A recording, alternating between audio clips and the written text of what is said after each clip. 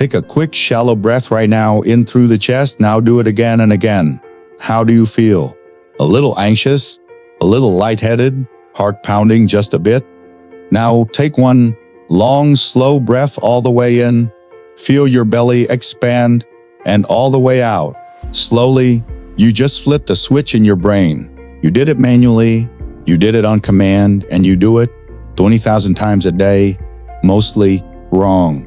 We are living in a collective state of low-grade panic, and I believe it's because we have literally forgotten how to breathe. Look around. Modern life, the chronic stress, the endless sitting, the constant digital stimulation, what has forced us into a default breathing pattern, shallow, rapid, and entirely in the chest. This is the body's emergency breath. It's the breath you use when you see a threat. It's the breath of panic. And for many of us, it has become our 24/7 default. But here's the insidious part.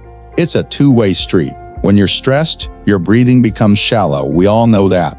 But what we fail to realize is that shallow breathing by itself sends a constant blaring signal back to your brain. And that signal is, something is wrong, be on alert. Your brain, doing its job, receives this alert and faithfully keeps the fight or flight system, the sympathetic nervous system, or SNS, stuck in the on position. This isn't a metaphor. This is a physiological state, a state that when chronic leads to a cascade of modern plagues, crippling anxiety, persistent brain fog, bone-deep fatigue that sleep doesn't fix, a weakened immune system that catches every cold. It is the most vicious self-perpetuating feedback loop in our biology. Stress makes you breathe shallowly, and shallow breathing proves to your brain at a chemical level that you should be stressed. It's a trap, a cycle of low-grade panic. So, how do you break it? You break it by understanding the switch, the one that you just used. Here is perhaps the most empowering fact about your own body. Your breath is the only voluntary function that gives you direct manual control over the involuntary nervous system. Let's break that down. Think about your autonomic or involuntary nervous system. You can't will your liver to filter toxins. You can't tell your stomach to digest. You can't think your heart rate down. Or can you? Your autonomic nervous system is split into two main branches. Think of them as a gas pedal and a brake pedal. First, there's the sympathetic nervous system, number SN. This is the gas pedal. This is fight or flight. It's the system that when you see that emergency email from your boss, floods your body with kite and adrenaline, jacks up your heart rate, and gets you ready to fight a tiger, even when the tiger is just a spell. It's essential for survival. But we have our foot slammed on this pedal all day long. Then, there's the parasympathetic nervous system, PUN. This is the brake pedal. This is rest and digest. This system does the opposite. It lowers your heart rate. It lowers your blood pressure. It tells your muscles to relax. It diverts resources back to digestion, to immune repair, and to healing. It is the state of safety. You cannot think your way from gas to brake. You cannot tell your body to switch, but you can breathe your way there. And the how is one of the most beautiful pieces of hardware in your body. This is the vagus nerve. It's the longest nerve in your body, wandering from your brainstem down, connecting to your heart, your lungs, and your gut. It is, for all intents and purposes, the physical cable for your rest and digest brake pedal. When the vagus nerve is activated, it slows everything down. And here is the manual override. Your heart rate does not beat at a steady rhythm. It's constantly changing. In fact, your heart rate naturally, mechanically, speeds up every time you inhale, and it slows down every time you exhale. This is a phenomenon called respiratory sinus arrhythmia, AS. When you inhale, you temporarily suppress the vagus nerve, letting the gas pedal take over just a tiny bit. Heart rate rises. When you exhale, you engage the vagus nerve. Hitting the brake pedal, heart rate falls. What does this mean? Practically, it means the longer your exhale, the more you are hitting the brake.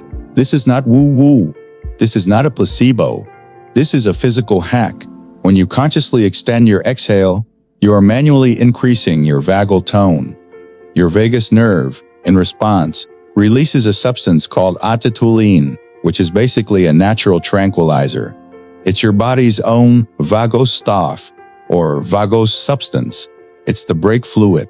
A long, slow exhale is literally you manually pressing the brake pedal on your entire nervous system. But that's just one half of the equation. That's how slow breathing calms you down. But why does fast breathing create anxiety for decades?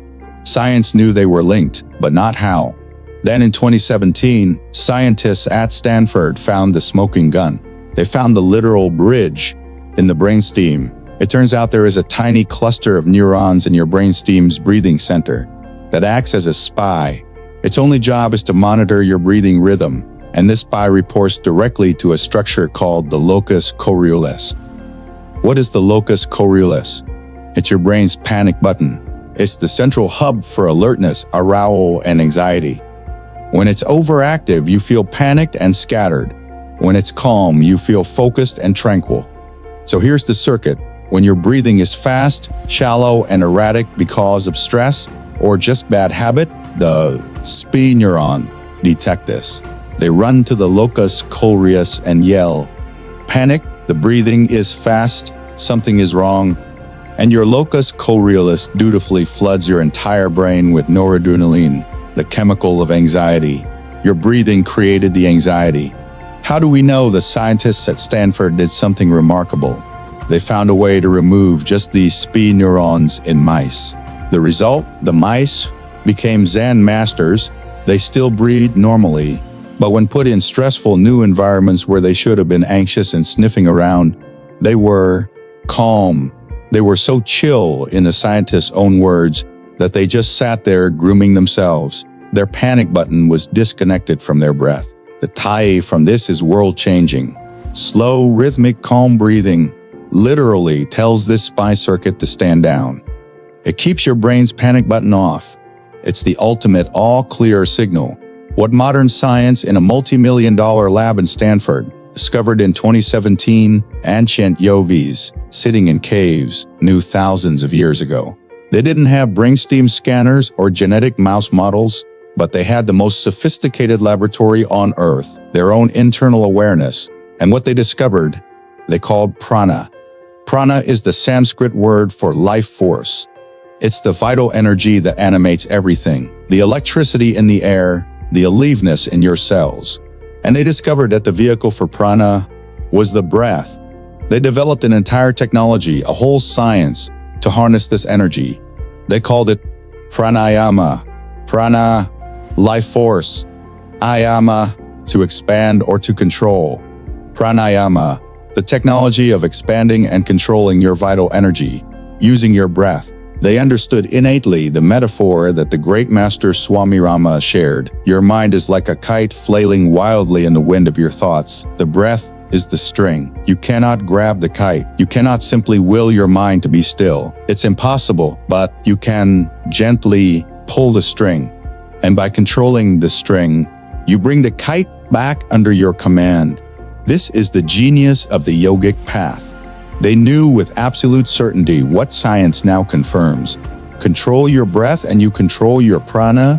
Control your prana and you control your mind. They were the original biohackers, and the tools they built are the most advanced, effective nervous system regulation tools ever designed, and you can use them. Right now you have the hardware. The brake pedal is installed. The panic button circuit is wired. Let's install the software. This is not a technique. This is relearning what you were born to do. Watch a baby breathe. Their belly rises, their belly falls, then life happens. We get stressed, we're told to suck it in, and we forget. We become chest breathers. We need to reactivate the diaphragm, the big parachute-shaped muscle under your lungs. This is the brake pedal breath. Here's how we relearn it. Lie down, knees bent. Place one hand on your chest and one hand on your belly, just below your ribs. The only goal, when you inhale through your nose, the hand on your chest stays still and the hand on your belly rises. Exhale slowly through your mouth and the belly hand falls. Inhale, belly rises. Exhale, belly falls. Chest is quiet. This forces the vagus nerve to engage. This is the rest and digest breath. Do this for 3 minutes. It is the most powerful all-clear signal you can send to your brain. Chulso 2. The balancer arrive, Shodhana, the alternate nostril breathing. If the belly breath is your foundation break, this is your fine-tuning dial. This is the tool for balance and focus. If you're anxious, it calms you. If you're foggy, it clears you. Here's how it works. You'll use your right hand, fold your index and middle fingers down. This is Vishnu Mudra. You'll use your thumb and ring finger. First, take a full breath out. Close your right nostril with your thumb. Inhale slowly through the left nostril. At the top, close both nostrils. Hold the breath just for a second. Open the right nostril and exhale slowly out the right side. Pause at the bottom. Now inhale slowly through that same right nostril. Close both nostrils. Hold, open the left nostril and exhale slowly all the way out. That is 1 round. Do this for 5 minutes. Why does this magical sounding technique work? Science is just catching up. First, it mechanically forces you to slow down. Second, it's theorized to balance the 2 hemispheres of the brain. Third, it's proven to lower blood pressure and perceived stress. It's the ultimate tool for calming anxiety without causing sleepiness. It creates a state of calm focus. Chulso 3, the brainwave effect, the mind-body zalt. So what is actually happening in your body when you do these practices? You are not just relaxing. You are chemically and electrically changing your internal state. When you practice these, you are 1. Chemically reducing cortisol, your primary stress hormone. 2. Physically increasing your HRV, or heart rate variability. This is the single greatest biological marker for a healthy, resilient nervous system. You want a high HRV. 3. You are literally changing your brain waves.